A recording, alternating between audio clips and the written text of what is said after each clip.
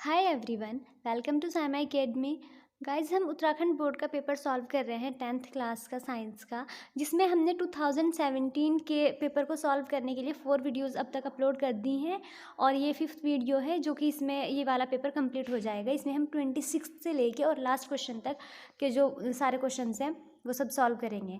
तो जो ये 26 क्वेश्चन है, इसमें पूछा है कि आधुनिक आवर्त सारणी एवं मेंडलीव की आवर्त सारणी में तत्वों की व्यवस्था की तुलना कीजिए।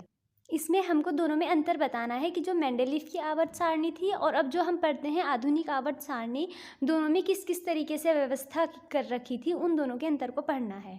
तो यहाँ पे देखो, आपको अंतर में तो यही लिखना है, लेकिन आपको पहले पता होना चाहिए कि मेंडलीव की आवर्त सारणी कौन सी थी और अब जो आधुनिक आवर्त सारणी है उसमें क्या क्या चेंजेस हुए हैं। तो मैं पहले आपको दोनों आवर्त सारणी दिखा देती हूँ।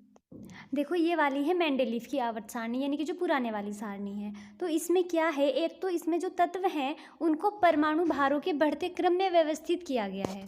इसका मतलब ये हुआ कि इसमें परमाणु क्रमांक की बात नहीं की गई है, सिर्फ परमाणु द्रव्यमान यानी कि परमाणु भार की बात की गई है। देखो, जैसे यहाँ पे ये हाइड्रोजन है, हाइड्रोजन के नीचे 1.008 इसका भार लिखा हुआ है। फिर यहाँ पे ये लिथियम है, लिथियम के नीचे 6.939 इसका भार लिखा हुआ है। तो यहाँ पे परमाणु भार की बात की गई है, परमाणु भारों के बढ़ते क्रम में रखा गया है तत्वों को, परमाणु क्रमांक के नहीं। ठीक है। उसके बाद जो सेकंड बात है कि इसमें जो वर्ग हैं 8 वर्ग हैं। देखो, यहाँ पे ये समूह है, समूह का मतलब वर्ग ही होता है, first, second, third, fourth, fifth, six, seventh, eighth. तो इसमें 8 समूह हैं। फिर नेक्स्ट बात होती है कि देखो, हर एक जो समूह है उस समूह के आप नीचे लिखा देखो, यहाँ पे ए और बी लिखा है, यानी हर एक समूह को फिर उप वर्गों में यानी उप समूह में बांटा गया है। हर एक वर्ग को उपवर्ग ए और बी में बांटा गया है। उसके बाद जो ये मेंडलीव की आवर्त सारणी थी, इसमें जो उत्कृष्ट गैसें हैं, उत्कृष्ट गैस कौन सी होती हैं, जो हमारी आधुनिक आवर्त सारणी के 18वें ग्रुप में होती हैं, helium, neon, argon, krypton, xenon, radon, उसमें उन सब गैसों की इस आवर्त सारणी में कोई जगह नहीं है। नेक्स्ट बात होती है कि इस मेंडलीव की आवर्त सारणी में समस्थानिकों को कोई स्थान नहीं दिया गया। समस्थानिक उन तत्वों को कहते हैं जिनका परमाणु क्रमांक समान होता है और परमाणु भार अलग अलग। तो जब परमाणु क्रमांक समान होंगे समस्थानिक कहेंगे, लेकिन इसमें तो परमाणु क्रमांक की बात ही नहीं की गई थी, इसलिए इसमें समस्थानिकों के लिए कोई जगह नहीं थी। और इसमें जो संक्रमण तत्व हैं उनको लास्ट वाले देखो, जो 8वां ग्रुप है, इसमें संक्रमण तत्वों को सबको एक साथ रखा हुआ है, आयरन, कोबाल्ट, निकिल, ये सब के सब। और यहाँ पे है ये रोडियम, पैलेडियम, ऑस्मियम, प्लेटिनम, सारे के सारे जो तत्व हैं उनको इसमें रखा गया है वर्ग 8 में। तो ये तो थी मेंडलीव की आवर्त सारणी। अब जो आधुनिक आवर्त सारणी है उसको देखते हैं। इसमें क्या है कि इसमें जो तत्व हैं उनको परमाणु क्रमांकों के बढ़ते क्रम में रखा गया है। देखो, यहाँ पे ये हाइड्रोजन है, इसका परमाणु क्रमांक 1 है। फिर इधर यहाँ पे हीलियम है, इसका परमाणु क्रमांक 2 है। यहाँ पे लिथियम है, इसका परमाणु क्रमांक 3 है। फिर बेरिलियम है, उसका 4 है। तो इस तरीके से इसमें परमाणु क्रमांकों के बढ़ते क्रम में रखा गया है, परमाणु भार के नहीं। और इसमें जो वर्ग हैं वो 18 हैं। देखो, यहाँ पे जो ये पहला वर्ग है जिसमें हाइड्रोजन, लिथियम, सोडियम है, फिर सेकंड में बेरिलियम, मैग्नीशियम, कैल्शियम, ये वाला है। यहाँ पे ये थर्ड ग्रुप है, यानी कि तीसरा वर्ग है। फिर फोर्थ है, फिफ्थ है, सिक्स्थ है, सेवन्थ है। इस तरह से देखो, यहाँ पे 18 हैं, पूरे के पूरे 18 वर्ग हैं या 18 समूह हैं इसके अंदर। और इसमें कहीं भी किसी भी वर्ग को उपवर्ग में विभाजित नहीं कर रखा, जैसे उसमें मेंडलीव वाली में किया हुआ था, ए और बी उपवर्ग में विभाजित कर रखा था। इसमें देखो एक ग्रुप है, बस पूरे का पूरा एक ग्रुप ही है वो। इसमें जो उत्कृष्ट गैसें हैं, देखो जो 18वां ग्रुप है, 18वें ग्रुप में जो जो तत्व हैं, ये helium, neon, argon, krypton, xenon, radon, ये सब के सब क्या है, उत्कृष्ट गैसें हैं। इन सबको एक ग्रुप में रखा गया है। फिर है उसके बाद ये है कि जो ये आवर्त सारणी है परमाणु क्रमांक पे आधारित है, तो इसमें जितने भी समस्थानिक हैं उन सबको एक साथ रखा गया है।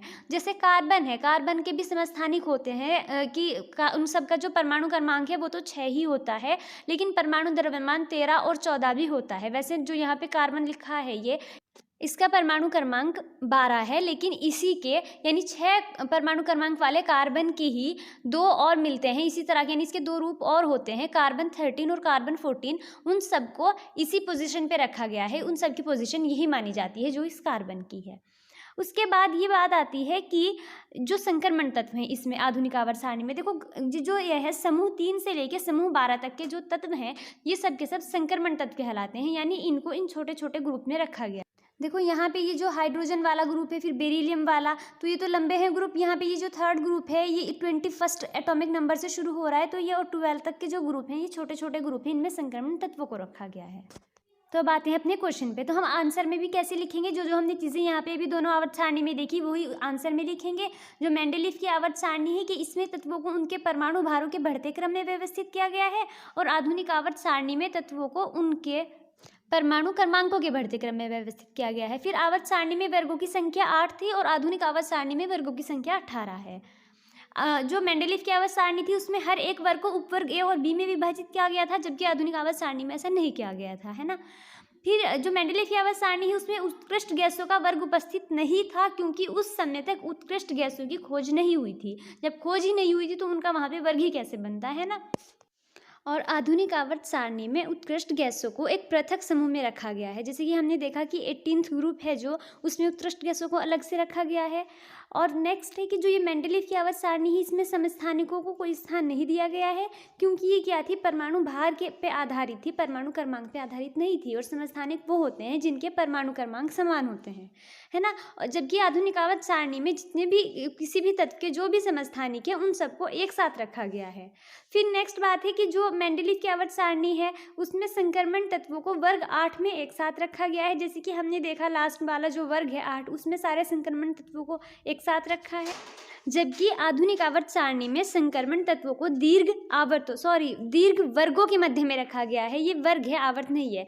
जो ग्रुप 3 से ग्रुप 12 तक है, उन जो ग्रुप हैं 3 से 12 तक के, उनमें क्या है, संक्रमण तत्वों को रखा गया है। तो ये था इन दोनों में अंतर। और ये 26 क्वेश्चन हो गया। इसके बाद का जो इसमें है सेकंड अथवा में करके है क्या, 26 क्वेश्चन में ही इसके अंदर 2 पार्ट हैं। फर्स्ट है न्यूलैंड्स के अष्टक नियम की सीमाएं क्या है, मतलब क्या लिमिटेशन है, क्या कमियां हैं न्यूलैंड के अष्टक नियम की।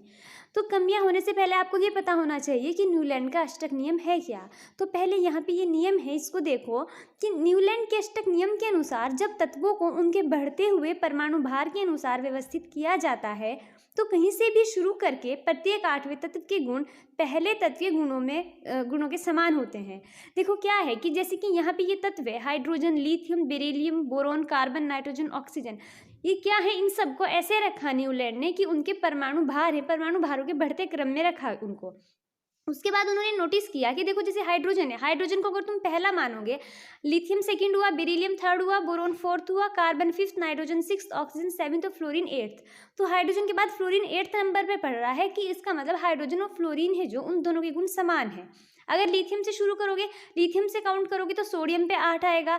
तो लिथियम और सोडियम के जो वो है गुण है आपस में वो समान है। इसी तरह बेरिलियम से शुरू करोगे तो मैग्नीशियम पे 8 आएगा, तो बेरिलियम और मैग्नीशियम के समान है। उन्होंने ये कहा कि हर पहले तत्व के जो गुण हैं वो 8वें तत्व से मिलते हैं आपस में, इसलिए उन्होंने इसको अष्टक नियम कहा।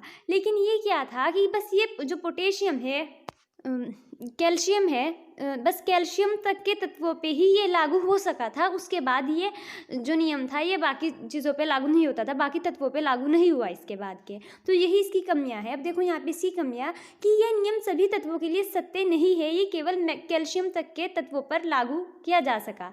बस जो कैल्शियम तक देखा कि जो पहले से 8वां पढ़ रहा है जो तत्व है, उन दोनों के जो गुण है आपस में समान है, कैल्शियम से आगे वाले तत्वों पर ये लागू नहीं हुआ, तो ये इसकी कमी हो गई।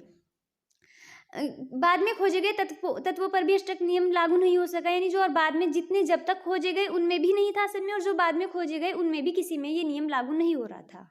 थर्ड है कोबाल्ट तथा निकिल को भिन्न गुणधर्म वाले तत्वों के साथ रखना उचित नहीं था। देखो यहाँ पे जो कोबाल्ट और निकिल हैं इनको रखा है यहाँ पे कॉपर, जिंक है इधर, और उससे पहले आयरन है, इनके साथ रखा गया। आयरन को कोबाल्ट तथा निकिल से दूर स्थान देने की व्याख्या भी इस नियम के आधार पर नहीं की जा सकी। मतलब जो कोबाल्ट और निकिल है और आयरन है, इन दोनों का जो वर्ग है अलग है, जबकि आयरन, कोबाल्ट और निकिल इनके जो गुण है वो आपस में काफ़ी एक दूसरे से समानता दर्शाते हैं, काफ़ी सिमिलर है इनकी जो प्रॉपर्टीज़ हैं, लेकिन फिर भी इनको अलग अलग रखा गया। तो इस वजह से जो ये अष्टक नियम है इसको सही नहीं माना गया, यही इसकी कमियां हैं। आपको एग्जाम में कमियां पूछी है, सीमाएं पूछी है, सिर्फ और सिर्फ कमियां लिखनी है। ये नियम और ये जो टेबल है आपको समझाने के लिए किया है मैंने। इसका सेकंड पार्ट है आवर्त सारणी के संदर्भ में वर्ग तथा आवर्त में अंतर स्पष्ट कीजिए। आपको बताना है कि आवर्त क्या होता है और वर्ग क्या होता है। तो देखो, वर्ग या इसको समूह कह लो, ग्रुप, एक ही बात हो गई। आवर्त सारणी में ऊर्ध्वाधर यानी कि जो खड़ी पंक्तियां हैं उनको वर्ग कहते हैं। इनकी संख्या 18 है।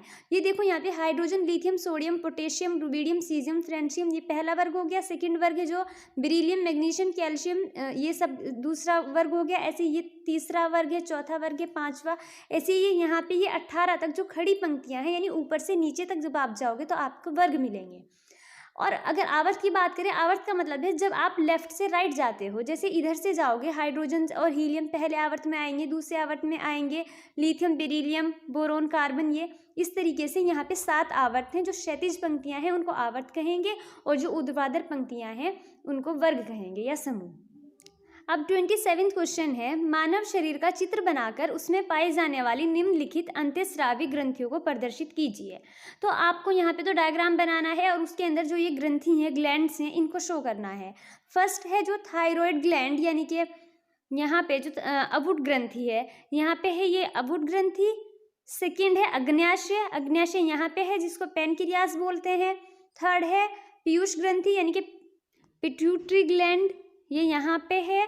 और फोर्थ है अधिवृक्क ग्रंथि यानी कि एड्रिनल ग्लैंड, ये यहाँ पे है अग्न्याशय के साथ। तो इसमें तुम्हें डायग्राम बना के ग्रंथि शो करनी होंगी। ये तो इसका जो सेकंड पार्ट है, ऑप्शन में दे रखा अथवा में, उसमें भी डायग्राम बनाना। उसमें पुष्प का, फ्लावर का बनाना। फ्लावर का है जो एक लॉन्गिट्यूडिनल सेक्शन यानी कि अनुदैर्ध्य काट बनानी है और उसमें तुम्हें वर्तिका, पुंकेसर, अंडाशय और बाह्य दल को शो करना है। देखो, जो वर्तिका और अंडाशय यानी कि स्टाइल और ओवरी है, ये स्त्री केसर का पार्ट है, यानी कि जो वो है मादा जनन भाग हुआ पौधे का, ये उसमें आते हैं। जो वर्तिका है ये वर्तिकाग्र है, और फिर यहाँ पे ये जो पतली सी ट्यूब आती है ये वर्तिका है, और सबसे नीचे अंडाशय है। इन तीनों से मिलकर स्त्री केसर बनता है।